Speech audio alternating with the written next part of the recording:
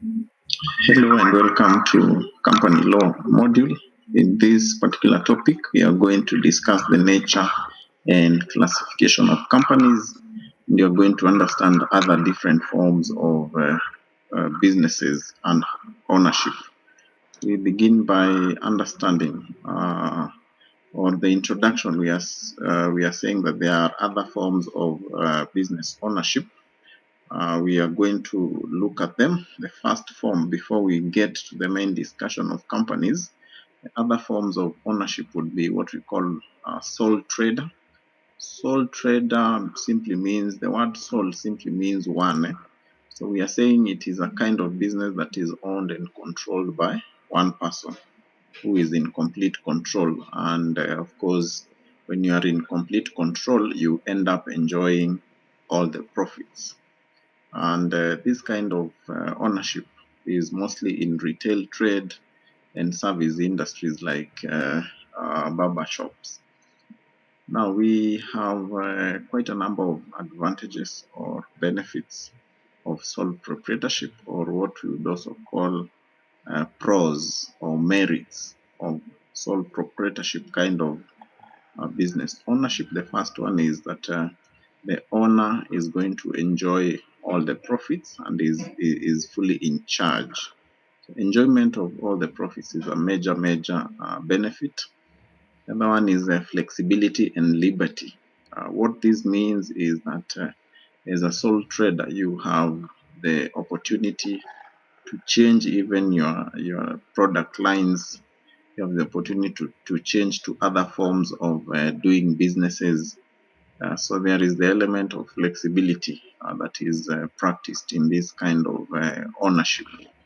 And also liberty means you have some element of freedom where you can be able to make decisions because you are the sole person who is controlling the major activities of the sole proprietorship. And then we also have few government rules and regulations that are supposed to be subjected to this form of business ownership, and also decision making. You do it alone, and of course through that you can be able to save time. Some of the challenges of this kind of business: number one is that owner provides all the capital. So you are the one to seek for finances, and the opportunities that are there, of course, to borrow. There are challenges of sole traders also going to borrow, for example, in financial institutions, because financial institutions rarely trust startups. So it's a major challenge to be able to source for funds. And also the owner is going to bear all the risks. So all the losses, all the risks that are associated with that kind of business, you have to really look for ways and means on how you are going to survive through the business.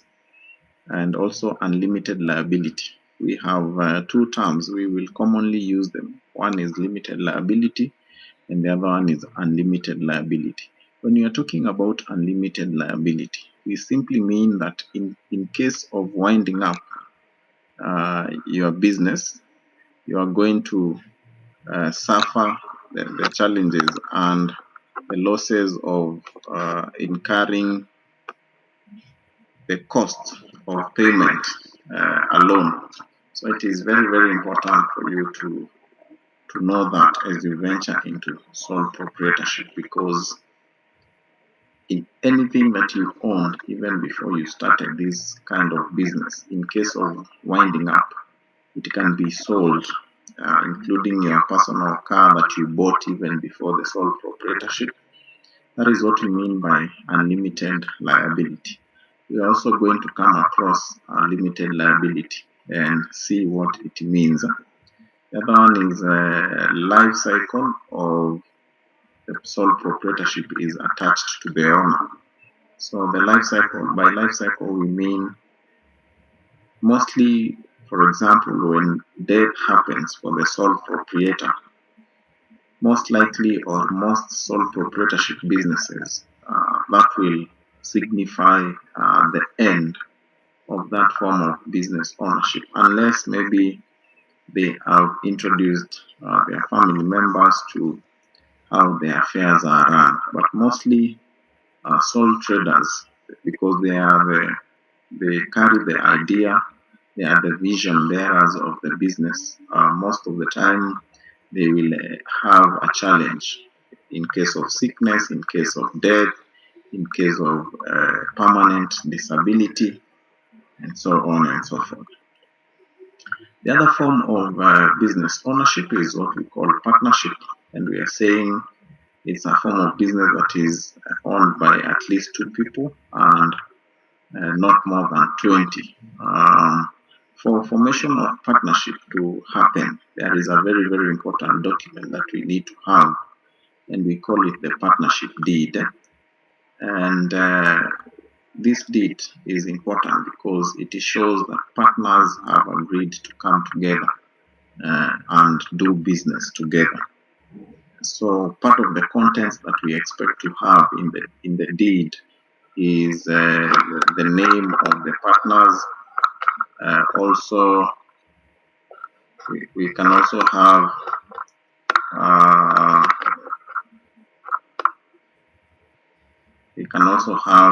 uh, their occupation. What do they do? That's very, very important to be able to note. And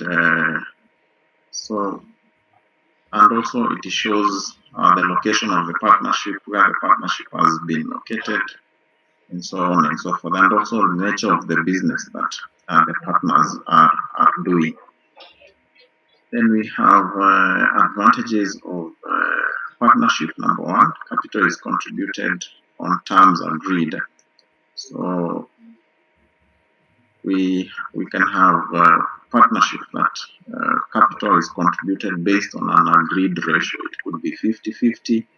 It could be those that have the ability to contribute more going ahead and contributing more. But of course, when it comes to sharing of losses or sharing of profit, those that have contributed more will tend to also enjoy more in terms of profit. They will tend to enjoy more. So that's very, very important to be able to note. The other one is growth and improvement due to sharing of ideas. So partnership, of course, we are bringing a number of people together, and this means that we're also bringing different minds. And bringing different minds, it means that we are also having different ideas coming on board, and that is very, very important for the success of the partnership. The other one is more capital. We are able to get more capital. So because we are bringing a number of people together, it is easier to raise money to be able to start and run the capital. Some of the disadvantages of or challenges of partnership is that disagreements, once they occur, they are a major deterrent to the success of that partnership. So as partners, people need to try as much as possible to avoid disagreements, because they are going to cost them, they are going to cost the partnership. And this is one of the contributors of partnerships coming to an end, the issues of disagreements. Disagreements in terms of sharing of profits, disagreements in terms of who is supposed to do what.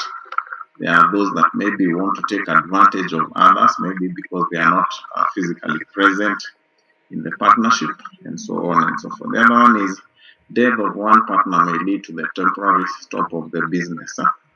So this will depend on who was that partner. Some partners are very crucial. Some partners are those that finance the bigger part of the business. Sorry. So death will affect their relationship and might lead to a temporary stop of the business. The other one is unlimited liability. This one is similar to sole proprietorship. In case of winding up, unlimited liability means we can go to a partner's individual money that they owned or assets that they own, and we sell them so that we can be able to pay debt. That is, if we have debt to pay.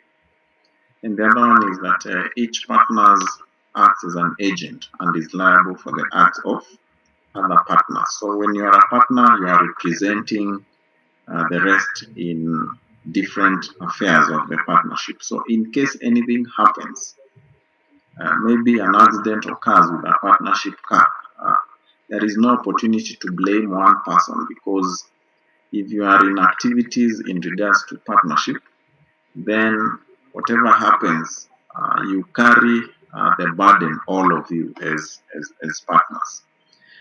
Now we have the third form of ownership is companies, and we are saying it is an association which is registered, an artificial person, and has legal independence and perpetual succession. We're also going to be discussing these as we look at different characteristics of companies.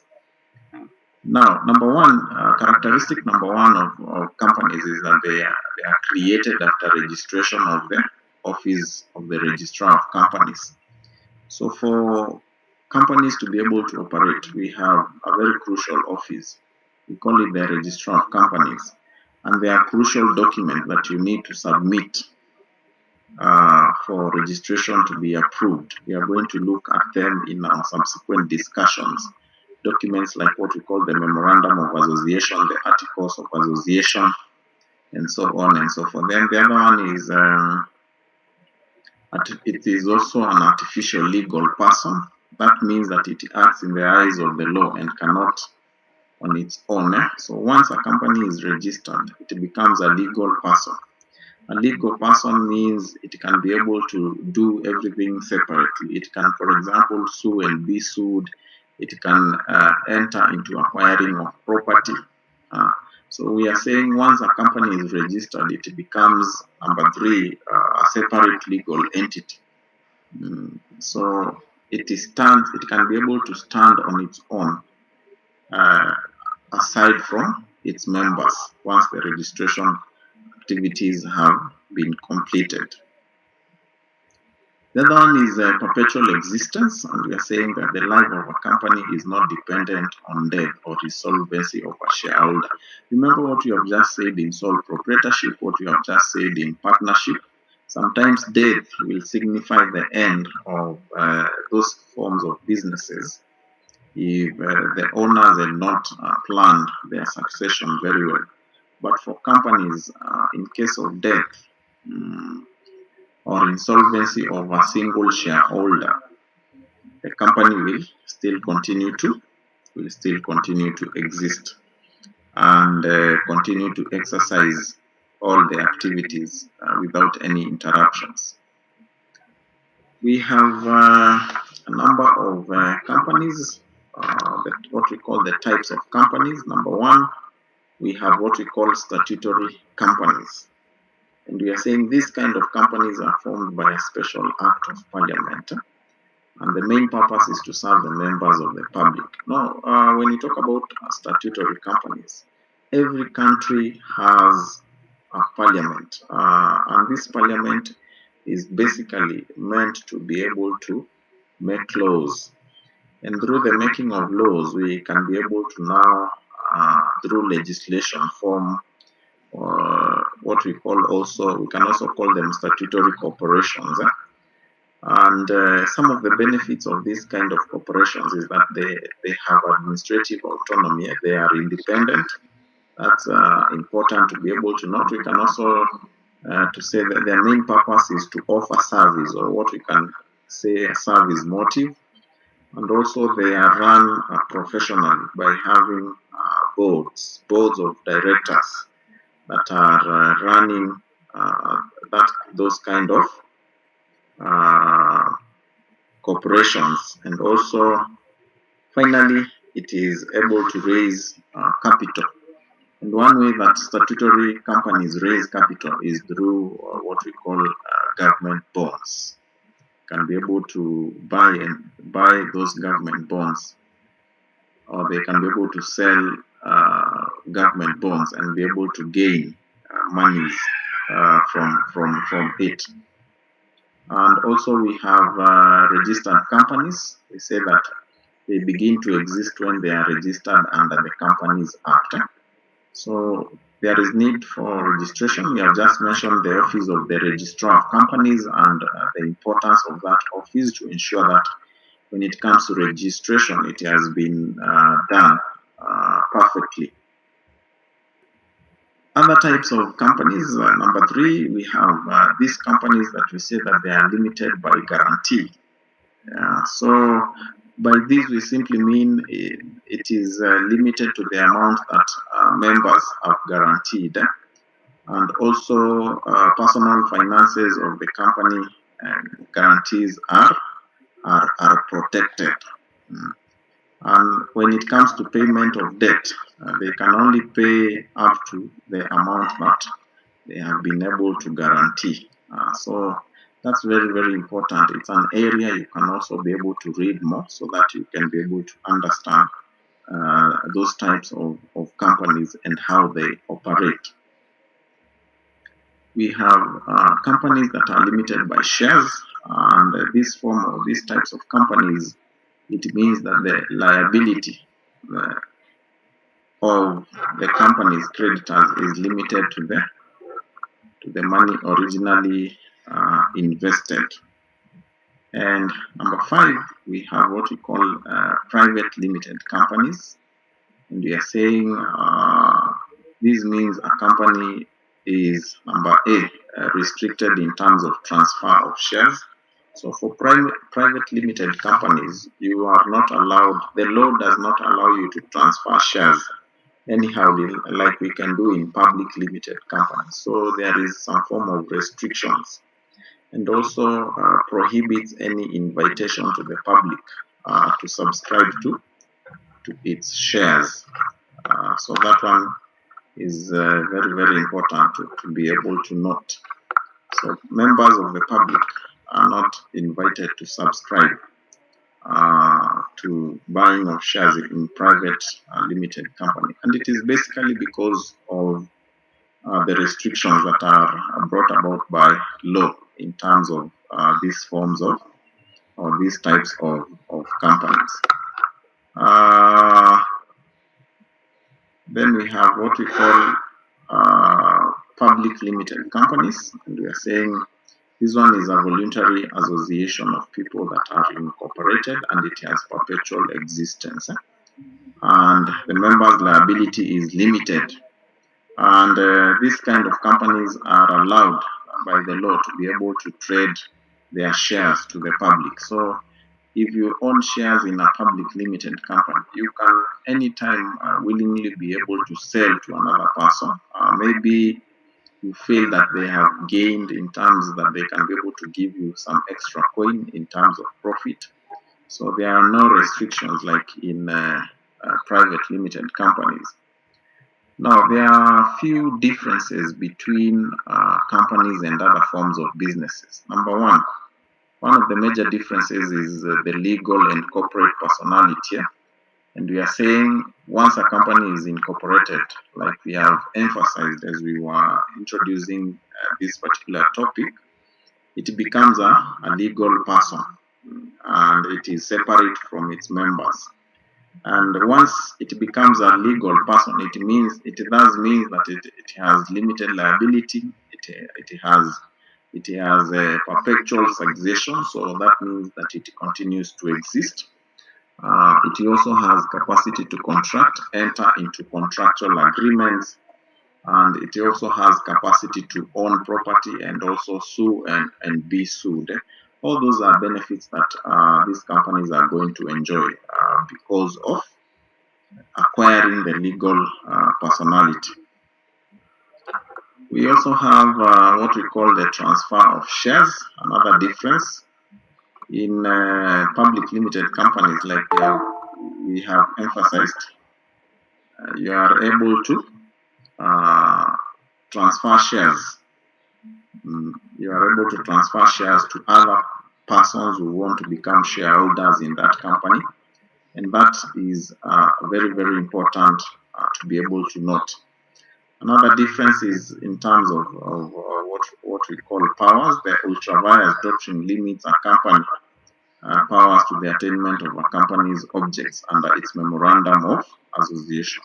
We have in law what we call the doctrine of ultra-vires. And when we talk about ultra-vires, it means acting beyond powers. And once a company has been incorporated, then it can only stick to what it is stated in the object clause. We are going to see the object clause as we discuss the memorandum of association and the importance of that particular document. And so it is very, very important. Finally, we are saying partnerships enjoy relative freedom and diversify the firm's operations. So those are the three major differences in terms of powers, in terms of transfer of shares, and in terms of legal and corporate personality. That will now be able to bring us to the end of our first topic, nature and classification of companies. I believe that you've been able to gain very, very insightful knowledge. I would encourage you to do research, understand also more about the forms of companies, how they are supposed to work, other forms of business ownerships. That will be very, very important to enlighten and expound your knowledge on understanding of the matters that we have discussed.